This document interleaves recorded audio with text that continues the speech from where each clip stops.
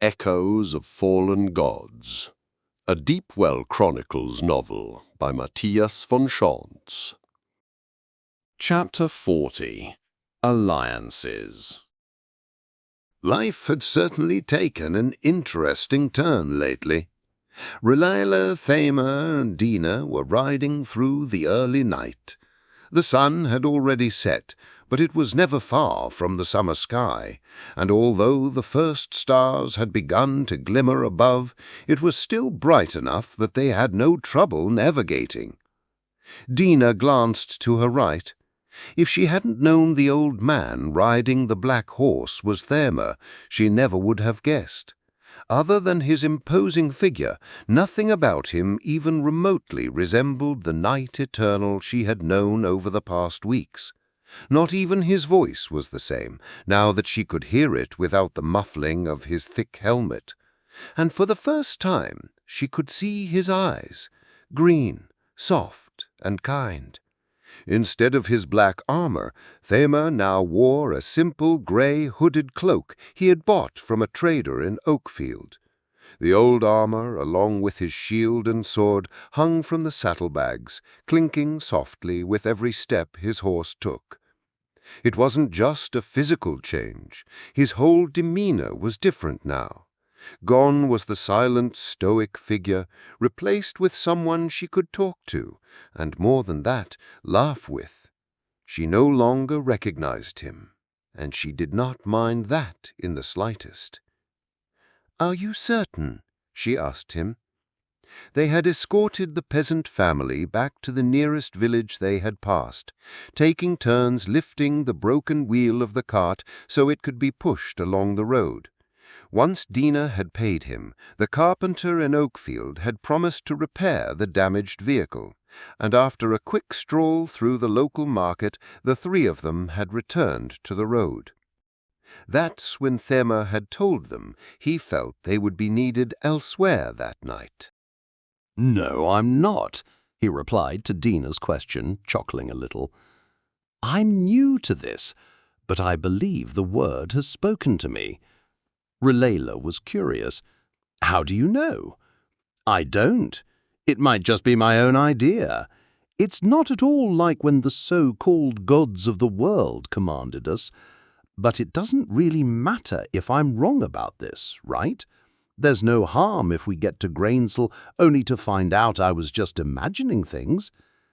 "And if you're not? If you're right?" Dina queried, still not quite understanding how this new god of Themers worked. "If I'm right, there's no telling what's going to happen," he replied. "But I trust the word. Say what you wanted about the gods of the world, but if she had to pick one thing that was good about them, it was that they never left you any reason to doubt. When they gave you a message, you knew with absolute certainty that they had indeed spoken to you." She broke off her train of thought and mulled that over. No, that wasn't exactly fair to the word. Given the nature of the so-called gods and the kind of things they usually ordered their followers to do, maybe a little doubt wasn't such a bad thing after all. The word's silent voice did appear to leave room for your own conscience. She certainly wasn't used to that with Patera. Relila seemed somewhat dissatisfied with his answer. "Not to be insensitive or anything, Thamer, but I still think we should talk about it." He didn't seem to mind her question. "You mean what we'll do if things go badly there?" "Yeah, we're different now," she said. "We used to be the best of the best, hand-picked by the Emperor himself for our skills. Supported by the gods, there was nothing we couldn't do. Now we're nothing more than a former fire-breather, a novice flow walker, and an old man. No offense." Thamer laughed, the sound bubbling pleasantly like a brook from his throat. "That I am, ain't I? I will have to get used to that, though I still don't believe it was the Emperor who brought us together. Not really." "So, what can we do if it comes to a fight?" Relila asked. You said you would never lift your sword again. Thema thought for a while. I think I said I wouldn't lift it for Mardakar again. But you're right. If I can avoid it, I don't want to hurt anyone. But that doesn't mean I can't still lift my shield. How much can you do without him holding it for you? Dina asked. He was very old, after all. Probably less than I'd like, Thema admitted. You're right. We shouldn't count on my fighting prowess anymore. What about you two? Dina felt like she didn't have much to contribute. All I can do is heal, and only if I concentrate. It's slow work using the deep well. I can patch you up if things go wrong, but I can't fight. Fair enough, Relila. I haven't used real fire magic for a decade. It's difficult. I still remember how to do it, I think, but chances are it's going to fail as often as it succeeds. Great, Thema shouted, his voice filled with laughter and his cloak flattering in the wind as he spurred his horse on. Anyone up for yet another last stand? On me! When they finally approached Grainsell, the little village seemed much like any other they had passed through before. It was darker now, and in the light of flickering wall torches and lanterns, they could just barely make out the silhouettes of a dozen or so buildings, most of them quite small. Clearly, this was not a prosperous place. As they rode down the street toward the small central square, Dina felt uneasy. It wasn't that the streets were empty. This late at night that was not surprising, considering most of the people living here were farmers who would have to get up early the following morning to tend to their fields and their cattle. But something about the light shining from the building windows at the far end of the village didn't seem quite right. It was too bright, its flickering too intense. The shadows seemed to dance across the ground as if they were alive, too unpredictable to have been cast by mere torches. She wasn't the only one to notice it. "I don't like this," Relila said. "Something's wrong." Rounding the corner of a long stable building, they got a clear view of the wide river and the small cabins clustered along its western bank. Their walls, made from old, unpainted wood, were rough and somewhat asymmetrical, and their roofs were thatched and dry. These were the poor quarters, Dina thought. This was where the most vulnerable lived. And 2 of the houses were on fire. The first building, the one to their right, must have only been burning for a few minutes, as the flames were barely visible through its open windows. But the other shack, the one closer to the river on their left, had likely been burning longer, and the flames were now starting to escape and lick along the outer walls. But what she found most unsettling was that none of the inhabitants were rushing next door for help or sprinting toward the river for water. The eerie silence of the night was only broken by the crackling, burning wood, as if the families the buildings belonged to had already perished even before the flames had engulfed their homes.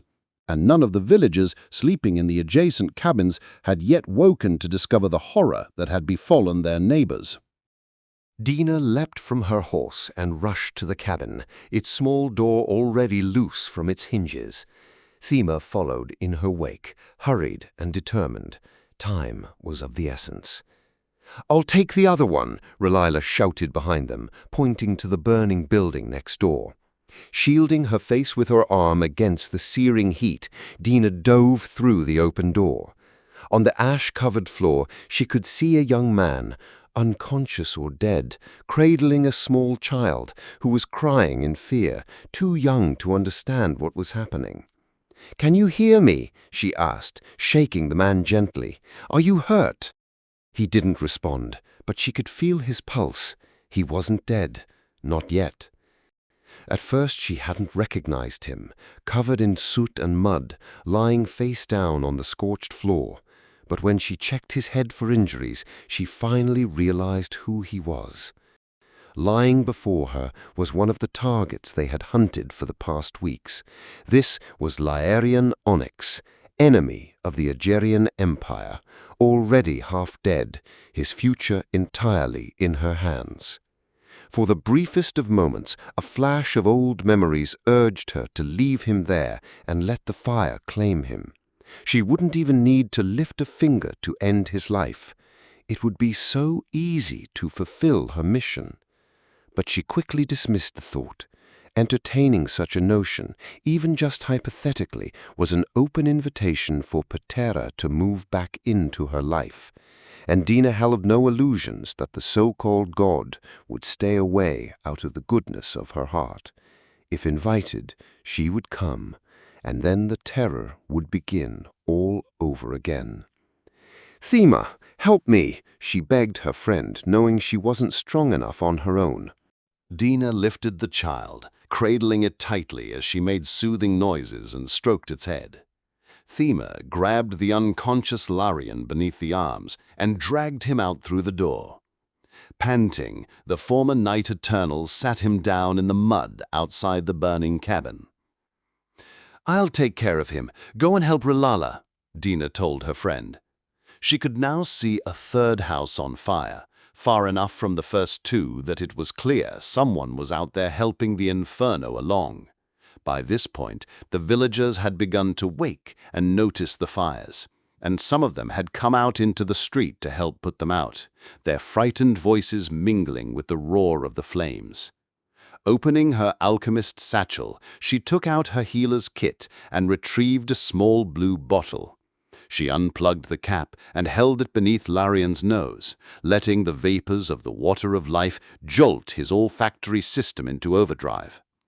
His head jerked as though someone had slapped his cheek. He groaned and slowly opened one eye. Larian mumbled something that made Dina feel mildly embarrassed. "No, I'm not your mother," she told him, not quite sure how to respond. "But you're safe, so's the child." Holding the little bundle in her arms, Dina felt a calm wash over her, despite the circumstances. Taking advantage of the moment of stillness, she focused on the deep well and called down healing magic from it. Slowly, she began to knit together the torn fabric of Larian's broken body, driving off the infection she could sense raging through his tissues and cleaning his lungs of soot. Suddenly, he opened both his eyes, staring at her with a mix of surprise and fear. "You!" he cried from dry lips. She shushed him, her tone no different from what she previously had used with the child, now resting peacefully in her arms. "It's okay, Larian, I'm a friend." His fearful scream for help told her he obviously didn't believe her. She could hardly blame him. Had she still been allied with Patera, she would, of course, have lied to him, trying to lull him into a false sense of security. There was no way he could know she had truly defected from her patron god. Unless— "The word sent me," she croaked, her voice catching in her throat as she spoke the words. Maybe, just maybe, she really had been given a purpose beyond what she could imagine for herself. Moments later, Larian seemed to calm down a little. "You know him?" he whispered, his voice a mix of surprise and fatigue. "I'm beginning to, I think," Dina admitted, to both Larian and herself. It was finally time for a reckoning. Only by embracing the word could she break the yoke the fallen gods had placed on her soul, and now the time for that had finally come. For a short while, she soaked in her newfound feeling of peace before the moment of tranquility was shattered by an agonized scream coming from the street to her left. There, a young woman, one of the poor villagers whose homes had been set ablaze, stood, her face twisted in agony. From her belly, the tip of a curved sword protruded. Out of the darkness behind her stepped a blood-soaked man, like a wraith from the abyss, ripping the sword from her butchered body. Cold fear gripped Dina's spine. The shadow he had stepped out of seemed to be far deeper than the night, the origin of his power much too literal for her comfort. The second target had arrived. and the look in his eyes made it clear to her that Pelham Gathor was no longer the scared little boy they had been hunting for the past few weeks. "They're sacrificing the village," Larian groaned, "to Mardakar and Patera, and they want revenge on you." So the hunted had become the hunters. No, that was not entirely accurate. A crucial nuance was missing. The hunted now believed they had become the hunters, while in reality they had only been caught in the trap the so-called gods had set for them. Like a rabbit, its foot stuck in a snare, admiring the butcher's skill as he sharpened his knife. Larian sat up, no longer wincing in pain. Dina had managed to break the infection, and he was no longer feverish. The wound, though, was still there and would take days to fully heal, but for the moment there was no time to do more than that for him. At least it shouldn't slow him down any more. "We need to go now," she told him, knowing they would have to put as much distance as possible between themselves and Pelham and Soria before the two new agents of the gods discovered them. "Not yet," Larian said. "There are still people here. We need to get them to safety first." Dina looked around. Hidden here on the outskirts of the village, they had not yet been spotted by the servant of Mardakar raging through it. But the minute they entered the fray, that could change. Still, he wasn't wrong. And besides, Thema and Relila were already in there, going from house to house looking for survivors. She and Larian joined the former blood sister outside a 2-room cabin near the market square. From the size of the flames escaping its roof, it must have been set on fire only minutes earlier, yet the dry wood and brittle thatch it was built from burned with almost explosive speed. "He's leaving the younger children for Soria," Relila told them. "And I don't even want to imagine what Patera intends for her to do with them once they've finished burning the village." Larian looked queasy, and Dina would bet it had nothing to do with his recent brush with smoke inhalation. "We can use that," he said, his voice determined, though it shook a little. "The surviving families can escape on their own, but the orphans, we have a chance to grab them before Soria gets to them." Dina nodded. The small child she carried in her arms stirred, as if to confirm their decision. This was going to be a long night.